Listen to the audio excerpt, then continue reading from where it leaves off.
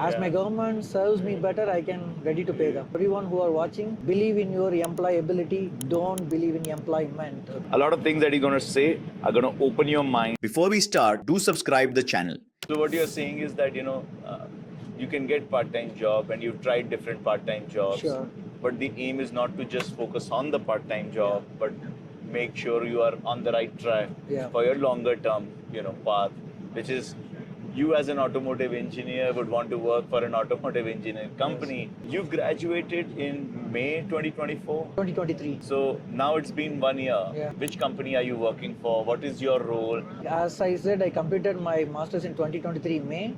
I used to sit back and relax, and I wanted to prepare for my full-time, because for the past 1 year in the part-time, I used to work in a different sector.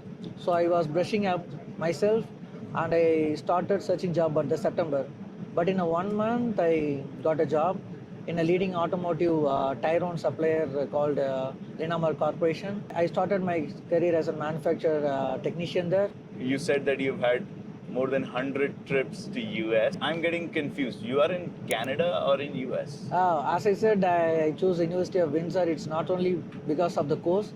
The course was the first option, and second was the geographical landscape of Windsor. You just need to cross a 1 kilometer bridge to reach US, which is absolutely incredible thing.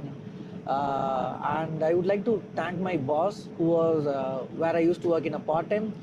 He had a lot of faith and sent me to the US to meet the customers and deliver those live insects. So for every week on Monday, I used to go there and meet the people, and it was a great opportunity for me. So it's a great place also if you want to kind of work in Canada, but also have visits and customers in US, and you're so close to Detroit. And that's the automotive hub of the world, It's for North America. It's an Michigan City is an automotive hub. Yeah, so definitely I think you are in a very, very cool place for automotive engineering. Yeah, students, I welcome you all for an automotive if you're looking for, because we have a Stellantis in Windsor and the largest electronic plant called LG. Next door is in Windsor. I see a lot of opportunity here. Why not you? Are you from a very wealthy background, because you don't seem to care too much about part-time and, that how will I pay the money? I'm still on a debt, but I don't worry about that, because I believe in my knowledge.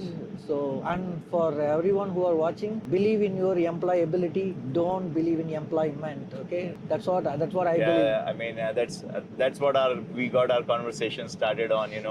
We need to work on our employability, and then employment is not a problem. Yeah, absolutely, because the world need lot of employees. Yeah.